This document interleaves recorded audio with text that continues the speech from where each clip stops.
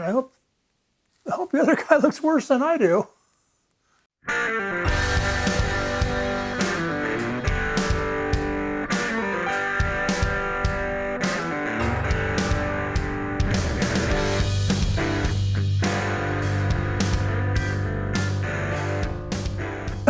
Yeah, I woke up with gashes on my face. I don't know what happened. Anyway, I want to revisit an old adversary of mine. 2 years ago in August of 2018, wow, I cast this frying pan for my wife. Cute little frying pan. She had it hanging from a rack in the kitchen, just ornamental. And I hold it like this because of that. Right there, that hole. And, you know, it has been nagging me. It's been hanging in our kitchen for 2 years, and I've been looking at it, thinking, I gotta get that done. I gotta get that to work. Now, this one I cast, you can see right in the middle here, there's a huge, I had that piece of 1/2-inch PVC pipe. There's a vent, kind of a vent. It wasn't really a riser, it was a vent in the middle, but yet it still, it didn't make it over here. And I'm looking for the gate, and I think the gate was right here, possibly. It's hard to say, but the metal came in, and it didn't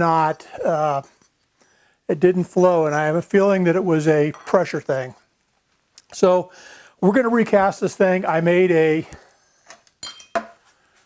new pattern, same size, same exact shape, except I decided to make it thinner. Yeah. So the letters in here, this is kind of interesting. The letters are probably 2.5 millimeters thick, something like that. 2.5 millimeters thick. It's pretty thin, maybe 2. Yeah, about 2.5. So we want to give that a shot. I'm going to do that now. I got a long voiceover, so we're going to get out of here and get this thing poured. All right, first thing you're going to notice, I'm wearing a glove here because I cut my hand really good and I can't keep the Band-Aid on. Anyway, we're going to put this thing in here. We're going to ram it cope side up. We're going to ram it in the cope. Try it that way. And the handle needs to stick down into the drag. So I've got this board here. I'm going to ram up a false cope. Got it set up to where I can put the handle down inside that hole. And that way the handle will end up in the drag.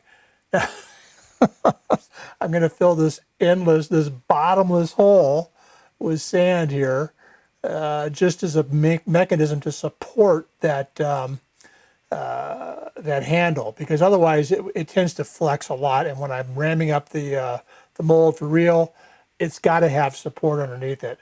Now this sand just keeps going down inside this hole, probably because there's nothing on the sides to keep it from moving away. So I just keep pushing it down in there, and I expect at any moment it's going to fall out the side. All right, we've got it close now. It's packing in there fairly firm. And I'm just going to go ahead and set the pan down so it's flat on the board, and then press that handle down into that sand so it'll be down at the right angle. I get it talked up real good. Everything else from here on in is pretty much standard fare. We're going to go ahead and start filling the false cope up with sand. I finally figured out that I don't have to keep using my hand. I've got a big scoop sitting right here. I'm going to go ahead and use it and get this thing filled up.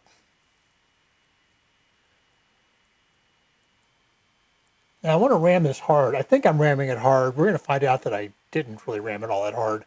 But I wanted it to have a nice firm support in there because I'm going to turn it over and I'm going to ram the drag up on top of it. And I didn't want it to compress. But as we'll see later, it does. Again, I'm hitting it pretty hard here. Okay, with this thing all struck off now, we can go ahead and get it flipped over and start ramming up the drag.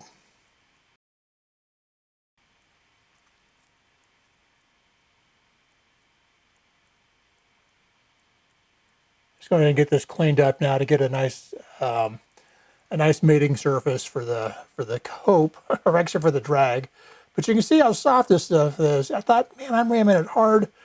I'm just pressing this stuff down like it's a freaking sponge. Anyway, I'll get it packed down in there. We'll have a bit of a lumpy surface for when our molds come together, but that's okay. It'll be all right. But yeah, I thought I was ramming hard.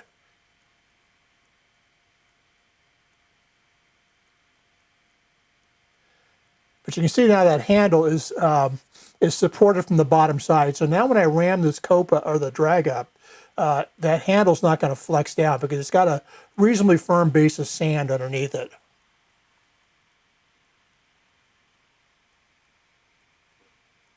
I'm actually using the back of the spoon here to kind of pack things in around, give me a nice kind of a ramp up to the handle. So when I ram up the drag, it'll have a nice smooth, firm, another firm surface to ram against. Now we're all cleaned up, and go ahead and start ramming the drag. Just kind of figure out where I want to place my runner based on the gate that I've got printed for this thing. And then, just coat this thing with porting compound and let's get it done. Now we're going to riddle some sand in here first. And this time I got smart. I actually I started using with the scoop to fill this thing in. Much faster to do. Now hopefully that sand in the bottom that's in the false cope is strong enough to hold this as I'm ramming it down. I'm not ramming ultra hard here. I am getting it packed fairly firm, but it's not terrible. All right, finish ramming it, packing it in there. Strike it off. All right, we're all cleaned off. Man, I always hope that the pattern stays in the drag when I do this. There's nothing worse than having it stick in the cope and then having to place the thing over the core you've already built down in the drag. I just want to clean it up here again, just to make sure everything's going to go together well. It should be pretty close, but just want to make sure everything's knocked down and ready to mate up with the real cope as we go ahead and put it on. And after all that trouble of ramming up a false cope, we're going to go ahead and get the real one rammed up this time. It only took me, I timed it, it only took 7 minutes to ram up that false cope, so it's not that big a deal. I'll go ahead and get my, if I can figure it out here, get my gate placed on there. Should just fit perfectly. It does, look at that. Almost like I planned it. Liberal amount of parting compound. I want to make sure that this thing comes out of here. I've had a lot of trouble with the letters, again, kind of breaking. So I want to get a bunch of parting compound in there just to make sure. Go ahead and get our spin trap on. Sprue stuck in the runner. I'll riddle us some sand on there. I'm not using the scoop just yet because I want to make sure I don't disturb anything. So I'm kind of using my hands here to just gently put some sand in, build up a base of it. We'll just get it filled in. Press it down around some of the delicate stuff. Always press into the corners because they never fill. Press it around my sprue just to hold it up and to keep it from shifting around while I'm ramming. All right, with our sand over the top, I'll go ahead and ram it up now. Using the peen end of my ramming tool just to get down deep and make sure that we're getting a good firm ram down at the bottom. And we'll finish it off with the butt end of the ramming tool. All right, with the top of our cope struck off, we're going to go ahead and cut in our offset pouring basin. Hey, if you don't know why I do a offset pouring basin and why I'm using that small tapered sprue, I'm going to go ahead and put a link here in the corner of a playlist that I did on learning to cast metal, and I talk about both of those things in separate videos. So go ahead and take a look at that. I'll also link it at the end of the video so you can just click on it right then and there.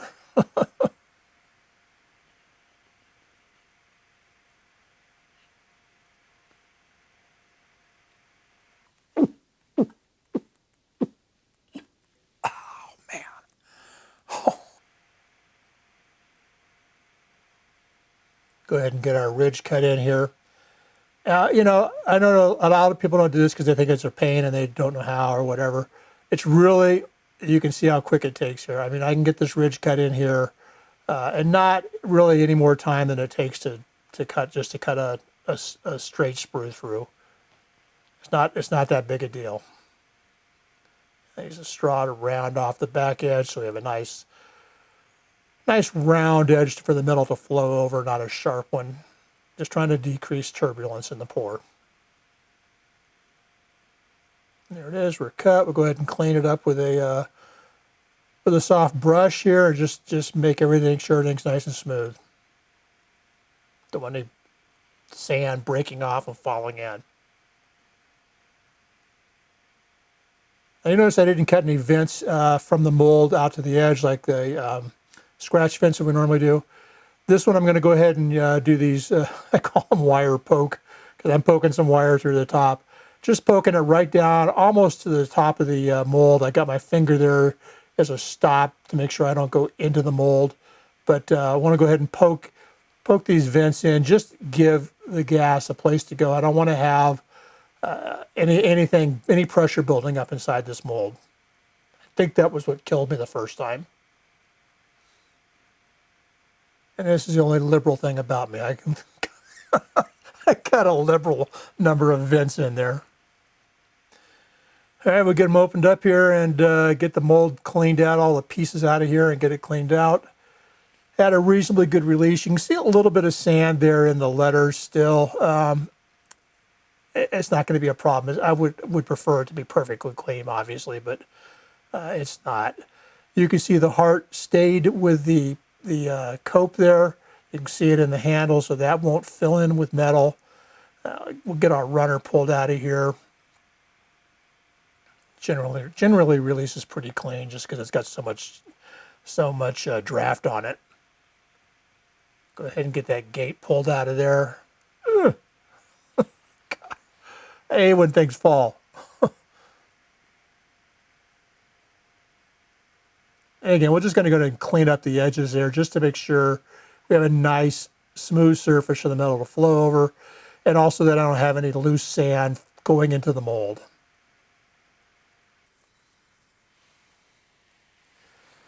This guy is stuck on here pretty good. I'm going to have to wrap it a number of different times from side to side, and even wrap it down from the top just to get it to release.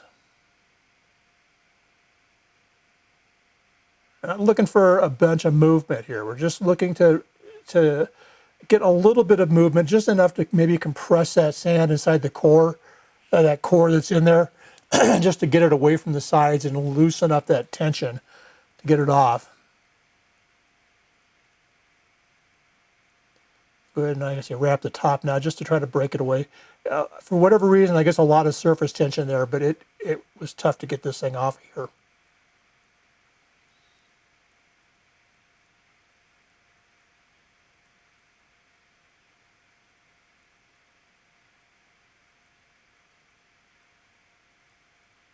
I can feel it moving, but it feels like the sand is coming with it. So I'm going to hit it again and just pray that it doesn't, the sand doesn't fall apart when I pull this thing off of here.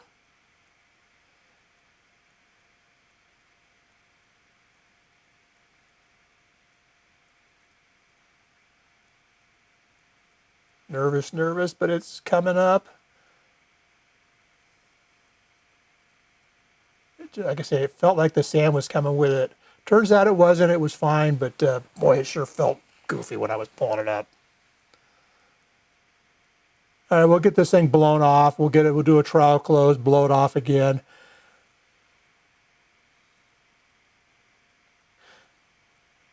You know, one of the things that I found that's nice about casting detail up in the cope is loose sand isn't nearly the problem anymore because it doesn't want to go up, right? It wants to fall down.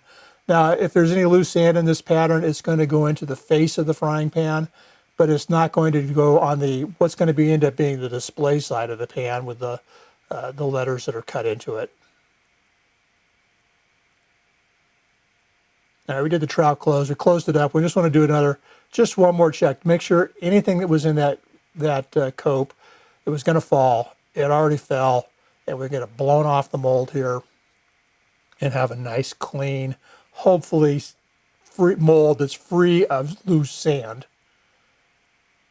Get her down on there, and we'll get ready for the pour.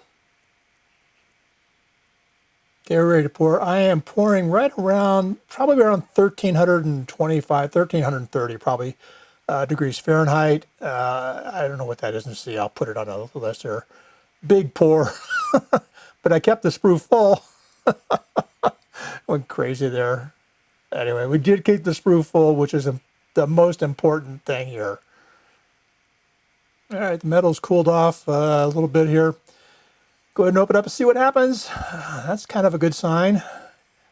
Oh, I'm hoping. We're hoping here. And we'll get this thing knocked out of the sand and take a quick look at it here. You can see how that handle is lifted up off the bottom of the cope there. Just exactly what I wanted.